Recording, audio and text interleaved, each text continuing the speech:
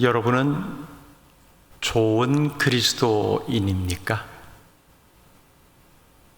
만약 그렇다면 어떤 면에서, 어떤 기준에 의해서 스스로를 나는 참 좋은 그리스도인이다 라고 말할 수 있습니까? 혹여 그렇지 못하다면 무엇 때문일까요? 그렇다면 좋은 그리스도인, 그러면 반대로 좋지 못한 그리스도인이라는 표현도 쓸 수 있겠는데, 그렇게 구분하는 기준은 뭘까요? 여러분에게 있었어요. 더 착하고 더 윤리적이고 더 도덕적이면 좋은 그리스도인입니까? 좀 성격적으로 융통성과 포용력이 있고 또 이해와 배려심이 많아 보이면 좋은 그리스도인이라 말할 수 있습니까? 물론 참 좋은 면들이죠. 이런 면만 가서도 그 사람 참 좋은 사람이다, 더군다나 예수 믿는 사람이 이런 모습을 가지고 있다 그러면 적어도 지금 우리가 사는 이 현실적인 삶 속에서 이 정도로 교회나 그리스도인들이 욕을 먹진 않겠죠. 이 정도만 돼도요. 그런데 좋은 그리스도인의 기준은 이런 모습이 아닙니다. 성경이 말하는 그 기준이 되는 거지요. 그리스도인들에게 있어서 모든 것의 기준은 성경이 무엇이라고 말하고 있느냐 하는 것이어야 합니다. 그런 면에서 본다면 좋은 그리스도인, 죄와 타협하지 않는 사람입니다. 조금 더 구체적으로 이런 표현을 볼 수 있는 곳이 있습니다. 시편 1편, 복 있는 사람은 점점점점 하고 쭉 나가보면은 이런 사람이 복이 있다라고 기록되어 있죠. 오만한 자의 자리에 앉지 아니하고 악인들의 꾀에 동참하지 아니하고 뭐 등등등등 나오죠. 불의를 보고 기뻐하지 않고 이렇게요. 이게 기준이에요.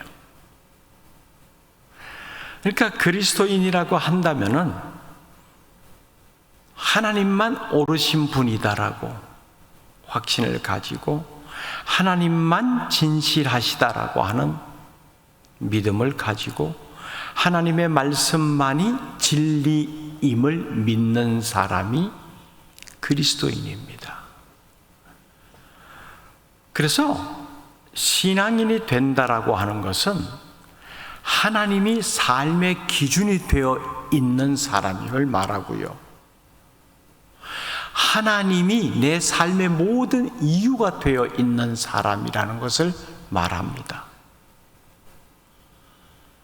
내가 하는 모든 것은 하나님이 하라고 하셨기 때문에 하는 것이고, 다른 사람이 다 하고 있을지라도 내가 하지 않는다고 하는 것은 하나님이 그런 것은 하지 말라고 하셨기 때문이다 라고 하는 이 분명한 기준, 가치관을 가지고 있는 사람이 좋은 그리스도인입니다. 성격이 좋다, 이해심이 되게 좋아, 이거 윤리도덕적으로 꽤 괜찮은 사람이야, 이것이 그리스도인의 기준이 되는 것 아닙니다. 창세기 13장은 아브라함과 조카 롯이 갈라서게 되는 장면을 기록하고 있습니다. 갈라서게 된 이유는 우리가 다 알고 있습니다. 두 사람 다 거부가 되어 있어요. 그래서 함께 더 이상 옮겨 다니기가 참 불편했습니다. 식솔들도 많고 딸린 가축들도 너무 많았기 때문입니다. 현실적으로 이렇게 나뉘어질 수밖에 없는 상황. 자, 이런 상황에서 결과는 압니다. 삼촌인 아브라함이 조카 롯에게 선택권을 줬다는 것. 자, 네가 좌하면 내가 우하고 네가 우하면 내가 좌할게. 역시 어른다운 모습이다. 멋진 삼촌이다. 역시 아브라함이 하나님의 부르심을 입은 사람으로서 이 정도 모습은 보여줘야지 라고 생각할 수 있죠. 그런데 창세기 13장에서 아브라함이 롯에게 선택권을 준 이런 장면을 통해서 역시 아브라함이 참 마음이 넉넉한 사람이야, 참 이해와 포용력이 넓은 사람이야, 이것을 부각시키기 위해서 이 내용이 기록된 것 아니에요. 물론 아브라함이 롯에게 먼저 선택할 수 있는 권한을 주었습니다. 롯이 자기 것을 선택하고 싶은 마음도 있었을 거예요. 근데 조카 입장에서 삼촌 내가 먼저 선택할게요 라고 말은 하기가 어려웠을 테고, 먼저 선택하라고 그랬으니 얼마나 좋았겠어요. 삼촌이 먼저 선택하라고 그랬다고 해서 또 조카 롯이 덥석 기다렸다는 뜻이 그럴까요? 라고 했지는 않았을 수도 있다라고도 생각해 봅니다. 아니요, 그래도 삼촌이 먼저 선택하셔야지요 라고 내심 이렇게 한두 번쯤은 이렇게 삼촌에게 양보하는 듯한 계산된 양보 말입니다. 그렇게 아마 밀당이 몇 번 있었을 거라 생각도 해봅니다. 그러다가 롯은 먼저 선택권을 가지고 좋은 곳을 선택합니다. 그곳이 10절입니다. 롯이 선택한 지역을 보지요. 같이 볼까요? 시작. 이에 롯이 눈을 들어 요단 지역을 바라본즉 소알까지 온 땅에 물이 넉넉하니 여호와께서 소돔과 고모라를 멸하시기 전이었으므로 여호와의 동산 같고 애굽 땅과 같았더라. 참 멋진 곳 선택했습니다. 제대로 선택했어요. 그래도 가축들을 넉넉히 먹이고 식솔들을 굶기지 않으려면 이 정도는 선택을 해야 그래도 자기를 따르는 사람들에게 체면에 설 것 아니에요. 근데 여기에 중대한 오류가 들어 있습니다. 사람의 눈으로 보는 것이 다 믿을 만한가라고 하는 겁니다. 믿을 만하다라고 여기기 때문에 선택을 하겠죠. 근데 여기에 큰 오류가 들어있다는 겁니다. 사람의 눈에 보이는 것, 그것이 좋아 보인다고 끝까지 좋은 것 아닙니다. 사람의 눈에 형편없이 보인다고 끝까지 형편없다는 것도 아니라는 겁니다. 롯이 선택한 이곳 굉장히 멋있어 보입니다. 거의 이 당시에 목축업을 하는 사람의 시각에서는 완벽해 보입니다. 그런데 보세요. 하나님께서 그 땅이 어떤 곳인지 이미 복선을 깔고 있음을 알고 있습니다. 여호와께서 소돔과 고모라를 멸하시기 전이었으므로, 그러면 롯이 선택한 이 땅이 나중에 하나님의 심판이 임할 곳이라는 거예요.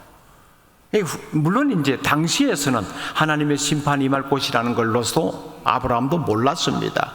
후대에 이 장면을 읽는 독자들이 인간의 눈에 좋아 보이는 선택한 곳이 어떤 곳이었는가 하는 것을 이해하도록 하나님의 마음을 여기 담아 놓았던 것입니다. 그러니까 인간의 눈이 완벽하지 않다는 거예요. 인간의 선택이 완벽하지 않다는 겁니다. 하나님의 심판이 이 땅을 향하고 있었는데 그게 눈에 보이지 않으니까 롯은 우선 지금 애굽의 그 넉넉한 풍요로움, 이 모습처럼 보이니까 그 땅을 선택했던 것이죠. 롯의 선택이 신뢰할 만한 선택이 아니었다는 것을 가르쳐주고 있습니다. 그러니까 우리가 무슨 일을 선택함에 있어서 무엇이 기준이 되어야 되는가 하는 것을 다시 한번 여기서 볼 수 있습니다. 이것을 기준으로 삼아라라고 명확하게 기록은 되어 있지 않지만은 롯이 선택할 때 어떤 마음을 가지고 선택했겠는가? 물이 넉넉하고 애굽 땅과 같았더라. 세상적 풍요로움이 보였던 겁니다. 이게 롯의 선택 기준이었어요. 적어도 내가 거느린 식솔들과 가축들에게 해가 돌아가지 않기 위해서는 이 정도 조건이 갖추어져야 된다라고 하는 이 계산이, 인간적인 면에서 틀린 것은 아니지만은 우리가 기본적으로 아브라함만 하나님을 섬겼던 것은 아니거든요. 아브라함과 함께 생활해 오고 있는 롯도 역시 하나님을 섬기고 있었다는 것은 자명한 사실이겠죠. 그랬을 때에 그가 선택할 때 가져야 될 기준이 무엇이었느냐 하는 것을 들여다볼 수 있어야 됩니다. 하나님을 더 신뢰하는 곳으로 선택하지 않으면은 비록 눈에 보이는 것은 비옥한 모습이었지만 이게 결국은 화를 자초하게 된다는 사실, 이걸 이 모습 속에서 보여주고 있습니다. 자, 그러면 아브라함이 롯에게 충분히 야 내가 삼촌이니까 내가 먼저 선택할게라고 해도 롯의 입장에서는 달리 할 말이 없었음에도 불구하고 조카에게 선택권을 양보했습니다. 마음이 넉넉해서 그랬을까요? 내가 어른이니까 그래도 먼저 양보해야지, 이 마음이어서 그랬을까요? 아브라함의 마음은 달랐습니다. 그의 표현대로 네가 좌하면 내가 우하고 네가 우하면 내가 좌하겠다. 그러니까 롯이 선택하고 남는 지역이 어떤 곳인지는 아브라함은 전혀 계산이 없는 겁니다. 야, 이게 내가 보기에도 롯이 혹시 이게 소알 땅 소돔과 고모라 지역이 있는 이 지역이 좋아 보이는데 롯이 이쪽을 선택하면 어떡하지? 제발 이 선택을 안 해야 되는데 하는 마음을 가지고 이 말을 했을까요? 그건 아니죠. 계산이 없는 겁니다. 이곳을 선택해도 할 수 없는 거고 안 해도 내게는 또 좋을 수 있는 거고 이겁니다. 그러니까 아브라함에게 있어서는 왼쪽이든 오른쪽이든 그 별로 문제가 되지 않았다는 겁니다. 애굽 땅같이 풍요로워 보이던 지역이든 아니면 물과 풀이 참 이렇게 다니면서 이게 물 가지고 당시에 가축들에게 먹일 물이 굉장히 귀중한 시대였으니까 그 땅에 살고 있던 목자들과도 우물 때문에 많이 다투고 있는 상황 속에서 물이 없는 지역으로 떨어지게 되면 이게 참 힘들겠다라고 하는 생각도 있었겠지만 그것도 뭐 어쩔 수 없다 이렇게 다 생각했던 겁니다. 이미 지난 앞선 본문에서도 살펴보았죠. 가뭄을 피해서 아브라함이 애굽으로 내려갔을 때 하나님께 묻지 아니하고 하나님이 머물라고 한 그 땅을 스스로 뒤로 하고 애굽으로 내려갔단 말이에요. 그랬을 때 자기 인간적 계산으로 위기를 모면할 모든 방안을 다 강구하고 내려갔지만은 오히려 그것이 진짜 큰 위기를 자초해버리고 말았다는 사실. 급기야 결정적인 순간에 하나님께서 개입하셔서 다시 회복을 시켜주셨기에 망정이지요. 이걸 경험했잖아요.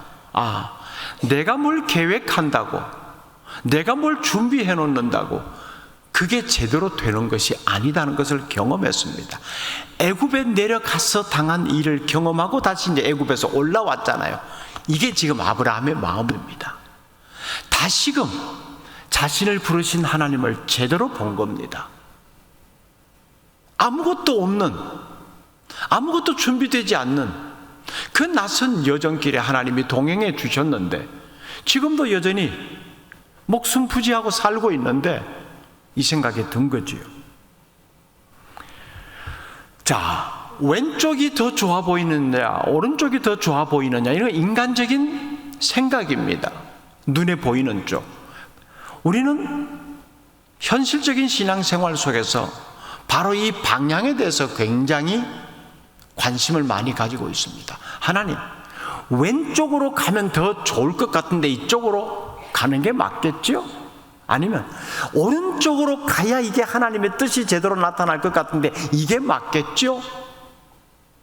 그러니까 오른쪽이냐 왼쪽이냐라고 결정할 때 그게 뭐가 어떤 결론을 염두에 두고 있느냐 하면 어느 쪽으로 가야 더 하나님의 큰 복을 받겠느냐라고 하는 것을 계산 속에 넣어두고 있다는 겁니다.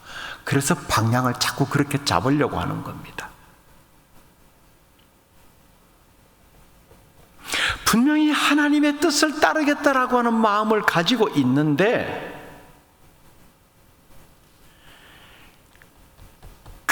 각오와 결정을 제가 좀 했으면 좋겠습니다라고 하는 이것 또한 떨쳐버리고 있지 못하고 있다는 사실입니다. 하나님이 어느 쪽으로 보내실지 이것보다도 내가 어느 쪽으로 갈지 이게 더 큰 관심이에요.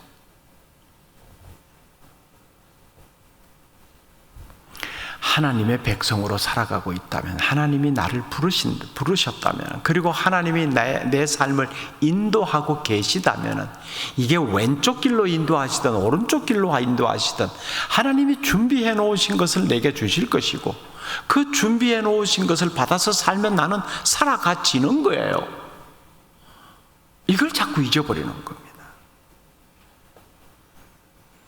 왼쪽으로 가든 오른쪽으로 가든 하나님이 나를 떠날 리도 없고 하나님이 나를 지켜주시지 않을 리도 없잖아요.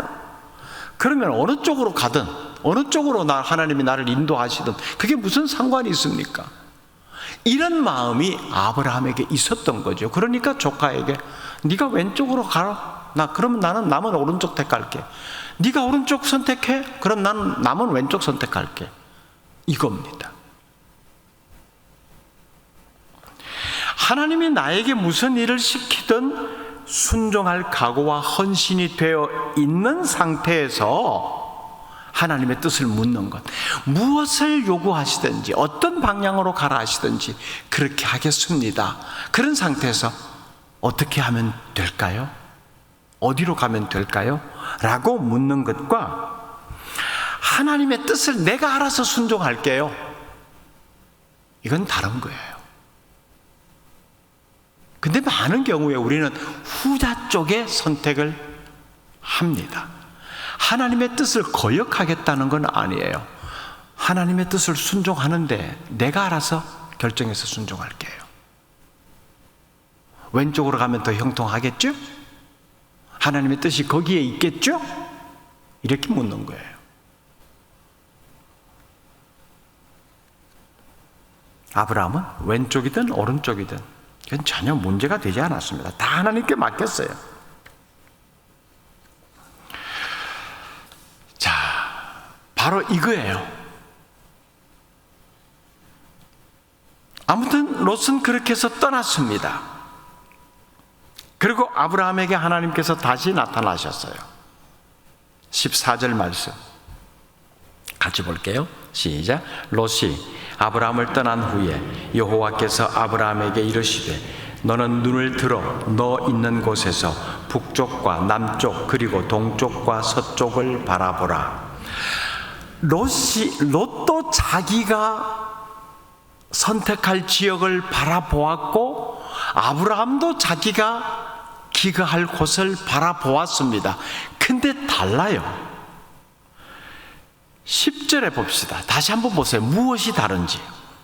이에 롯이 눈을 들어 요단 지역을 바라본 즉 14절에 여호와께서 아브라함에게 이르시되 너는 눈을 들어 이곳에 너 있는 곳에서 북쪽과 남쪽 그리고 동쪽과 서쪽을 바라보라. 바라본 건 똑같아요. 근데 바라본 방법이 달라요. 무엇이 다른지 차이점을 느끼셨어요? 네. 롯은 자기 눈으로 바라보았어요. 자기가 보고 싶은 것. 롯이 눈을 들어 요단 지역을 바라보았다라고 했고 14절에서는 하나님께서 아브라함에게 야, 너 좀 바라봐. 하나님께서 바라보라고 했습니다. 사실 남은 땅 아브라함이 바라본들 자기 스스로 본들 얼마나 비옥한 땅이겠어요? 없어요. 바라볼 것도 없죠. 근데 하나님이 바라보라고 그러셨어요. 이게 달라요.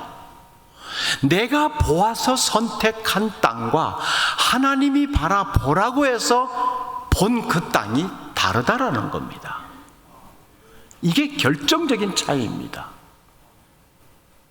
아무것도 아닌 것 같아도요. 본 건 똑같아요.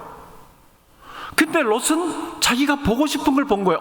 이쪽 보니까 여기는 풀도 없어요. 우물도 별로 없을 것 같아요. 근데 이쪽 보니까 너무 풍성해요. 그러면 당연히 저쪽으로 가야지. 자기가 보고 선택을 했습니다. 남은 땅, 이미 이제 풍성한 곳은 롯에게 가버렸습니다. 아무것도 없어요. 근데 하나님께서 동서남북을 바라보라고 그랬습니다. 그리고 이어지는 15절, 보이는 땅을 내가 너와 네 자손에게 주리니 영원히 이르리라. 넘어가서 17절 보면, 너는 일어나 그 땅을 종과 횡으로 두루 다녀보라. 내가 그것을 네게 주리라. 무슨 말인가 하면, 야 아브라함아, 눈 좀 떠봐. 고개 좀 돌려봐. 사방을 한번 좀 휙 돌아봐. 보여? 네 눈에 보이는 거 그거 다 네 거다. 네 눈에 보이는 거 그거 다 네 거다. 자기가 본 영역이 넓을까요? 하나님께서 보여주신 영역이 넓을까요? 이거예요. 당장 눈에 보이는 좁은 영역의 풍요로움, 롯은 거기에 마음과 생각이 빼앗겼습니다. 대단할 것 같았죠.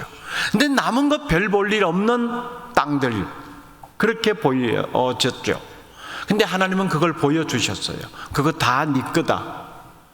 하나님이 주신 것, 그게 불필요한 것일까요? 아브라함 마음속에, 아니 그럼 주시려면 좀 저 정도 롯 빼앗아갔으니까 적어도 롯에 견줄 만한 모습이 있는 것을 주셔야죠. 땅만 뭐 동서남북 이렇게 사방 둘러보니 엄청나게 넓은데 풀도 없네요. 우물도 별로 없을 것 같고요. 그거 뭐 주시면 뭐 합니까? 하나님이 주신 것, 아브라함 눈에는 현실적으로 그렇게 보여설 수도 있어요. 그러나 하나님이 주실 때는 현실적으로 보여지는 것, 그것만 담아 주셨겠어요? 아닙니다. 지금 당장 현실적으로 보이지 않는 더 어마어마한 것이 그 안에 담겨져 있단 말입니다. 그래서 하나님이 보라고 하시는 걸 보는 걸 볼 수 있어야 돼요. 이게 믿음의 눈입니다. 그러니까 이미 아브라함의 마음과 생각 속에는 애굽의 경험을 통해서 잠시 하나님에 대해서 좀 희미해졌던 그 마음이 되살아났던 거지요. 그래, 내가 큰 실수를 해서 이래서는 안 되는데 라고 하니까 조카에게 우선권도 줄 수 있었던 것이고, 뭐 이것이라도 있으면 뭐 살아갈 수 있겠지라는 이 마음을 가지고 있었는데, 동서남북을 바라보라고 하신 하나님께서 그거 다 네 거다 말씀하신단 말입니다. 아브라함은 충분히 자기 권리를 주장할 수 있는 위치에 있었음에도 불구하고 그러지 않았다는 겁니다. 대신에 그렇게 하지 않았음에도 더 풍성함을 하나님으로부터 받을 수 있었어요. 도대체 아브라함이 이렇게 살아갈 수 있었던 삶의 원동력이 무엇이었을까요? 이게 중요한 겁니다. 성품이 좋아서, 어른답네, 참 괜찮은 사람이다, 단순히 그 정도 차원이었을까요? 아브라함이 이런 생각과 마음을 가지고 실제로 그런 삶을 살 수 있었던 원동력, 이게 중요한 겁니다. 그게 우리에게 있어야 돼요. 그렇다면 우리도 당장 눈에 보이는 것에 대한 마음과 생각을 빼앗기는 삶이 아니라, 남들이 좋은 거 다 가져도 이것 가지고 뭘 어떻게 라고 의문 부호를 붙일 수 있지만은, 하나님께서 그것밖에 없지, 그거 다시 한번 들여다봐, 그거 다 네 거야. 그러고 다시 한번 찬찬히 그 속을 들여다보니까 얼마나 귀한 것들이 그 속에 많이 들어있는지 몰라요. 비로소 그때 그걸 보게 되는 겁니다. 아브라함의 삶의 원동력 확인해 볼게요. 13장이요. 첫 부분과 마지막 부분에 반복되는 것이 있습니다. 자, 13장 앞부분에 4절 말씀 같이 볼게요. 시작. 그가 처음으로 제단을 쌓은 곳이라. 그가 거기서 여호와의 이름을 불렀더라. 여호와의 이름을 불렀다는 것은 무엇을 의미하죠? 예배를 드렸다는 겁니다. 예배를. 잠시 조금 마음이 휘청거렸다가 다시 돌아와서 하나님께 예배를 드렸다는 겁니다. 넘어가서 마지막 부분쯤 되는 마지막 절 18절 시작. 이에 아브라함이 장막을 옮겨 헤브론에 있는 마므레 상수리 수풀에 이르러 거주하며 거기서 여호와를 위하여 제단을 쌓았더라. 아멘. 롯이 선택하고 남은 땅, 별 볼 일 없는 땅이에요. 사실 삭막한 광야 아니에요. 근데 그쪽으로 이제 장막을 옮겨 가야죠. 왜냐하면 롯이 지금 좋은 땅 차지했으니까 자기는 떠나야죠. 떠난 그곳에, 그 삭막해 보이는 그 땅에서 뭘 했어요? 하나님께 예배를 드렸다는 겁니다. 이거예요. 아브라함의 이런 여유로운 모습, 양보할 수 있는 넉넉한 마음, 이게 어디서 나왔느냐? 예배하는 삶에서 나왔다는 겁니다. 눈에 보이는 것들을 손에 쥐고 붙들고 그걸 지키려 하지 않고 오히려 그거 포기하고, 그래? 좋은 건 네가 가져. 그렇게 다 줬는데 다시 그것보다 더 풍요로움을 얻게 된 이 놀라운 은혜, 이건 하나님 앞에서 예배자로 살면서 하나님이 어떤 분이신가를 늘 기억했기 때문입니다. 하나님이 어떤 분이신가? 롯이 좋은 거 다 가져갔다고 이제 하나님 편에서도 남은 거 별로 없겠네? 하나님이 그런 분이세요? 눈에 보이는 롯이 선택한 그 지역보다 몇 배나 되는 더 풍요로운 지역을 누군가가 다 가져갔다 할지라도 여전히 아브라함은 하나님을 신뢰했을 거예요. 그러면 하나님은 그것보다 더 좋은 것 또 주실 수 있는 능력을 가지신 분이잖아요. 누군가가 내가 가지고 있는 거 빼앗아갔다 그래도, 내게 있는 것 없어졌다고 그래서 그것 가지고 아둥바둥하고 난리치고 잠 못 자고 하나님 이러실 수 있습니까? 내가 하나님을 얼마나 섬겼는데 신앙생활한 연조가 얼만데 결과가 이것밖에 안 됩니까? 라고 얼마나 방바닥을 뒹굴면서 살아갑니까? 정말 하나님을 신뢰하는, 정말 하나님 앞에서 진정한 예배자로 산다면 그 하나님이 어떤 하나님이신가를 결코 잊지 않을 겁니다. 그러면 그 하나님께서 가만히 계시겠어요? 당신의 백성들이 배굶고 밥 못 먹고 사는 것을 가만히 내버려 두시겠냐는 말입니다.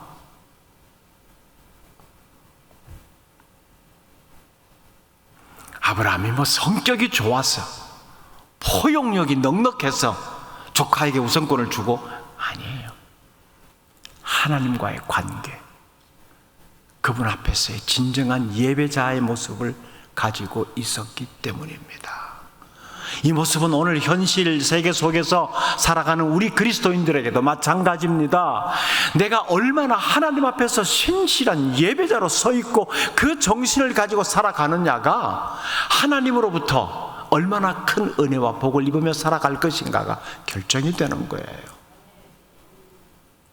내게서 없어진 것, 누가 나보다 더 선수 쳐서 좋은 거 다 가져가 버린 것, 거기에 마음 뺏기지 마십시오. 그럼에도 불구하고 18절의 말씀처럼 이 아브라함이 장막을 옮겨 헤브론에 있는 마므리 상수리 수풀에 이르러 거주하며 별 볼 일 없는 땅에 거주했겠지만 그곳에서도 여전히 하나님을 경배하는 예배자로 살아가는 모습을 우리에게 여운 있게 보여주고 있습니다. 이게 우리에게 도전이 되는 거예요.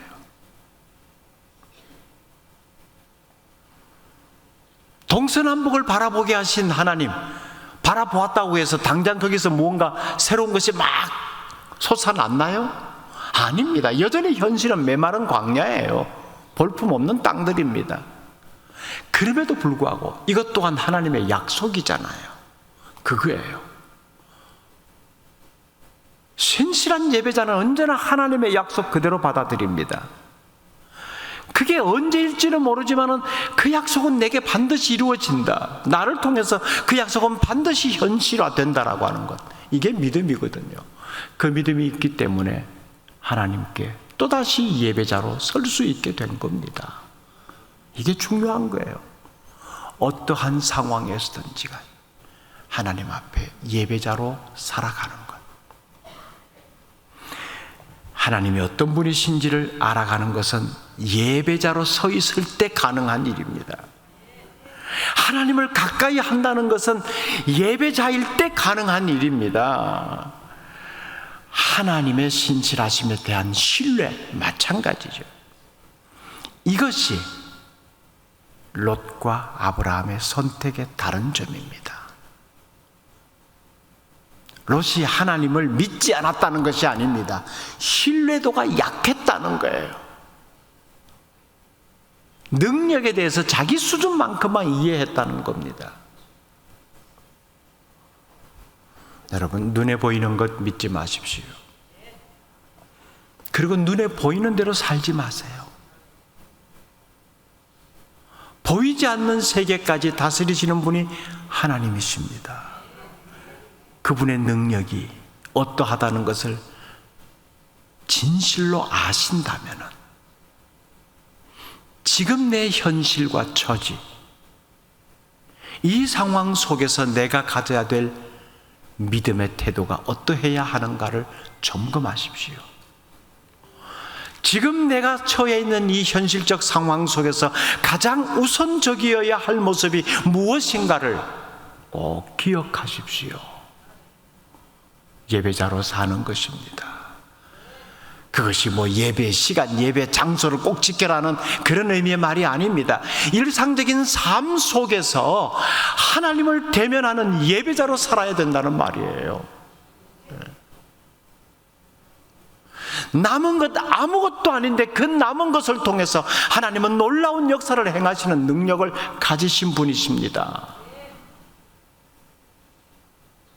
그 하나님을 신뢰하며 그 하나님 앞에서 오늘도 예배자로 서 있기를 바랍니다.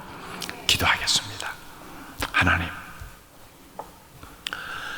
롯이 비옥한 모든 것을 선택하여 다 가져감으로 인해서 남은 것이 아무것도 없다고 여겨질 때 하나님이 다시 찾아오셔서 눈을 들어 보게 하셨고 눈에 보이는 것, 약속을 통하여 네 것이다 말씀하시면서 그곳에 담겨지게 될 하나님의 복을 은연중에 말씀하여 주신 아브라함의 모습, 그것을 또한 믿음으로 받아들이면서 감사함으로 다시금 또 예배자로 서 있는 이 도전이 되는 모습을 살폈습니다.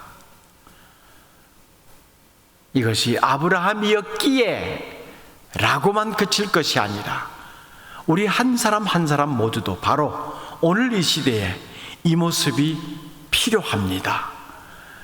더 거칠고 메마른 광야를 살아갑니다. 더 많은 사람들이 우리가 가지고 있는 것 빼앗아 갑니다. 실제로 우리 가운데는 다 빼앗겨버리고 아무것도 없는 빈털터리 신세로 전락해서 눈물 흘리고 살아가는 분들도 계십니다. 하나 여전히 그 가운데서도 신실하신 하나님을 바라보며 하나님을 예배하게 하옵소서. 그 예배를 통하여 하나님이 어떤 분이신지를 또 한 번 확인하고 하나님의 능력을 믿으며 하나님의 인도하심을 따라 한 걸음 한 걸음 옮겨가는 삶이 되게 하옵소서. 마침내 하나님께서 보여주신 그 넓은 땅에 하나님께서 채워주신 하늘의 복이 가득한 모습을 취할 줄로 믿습니다.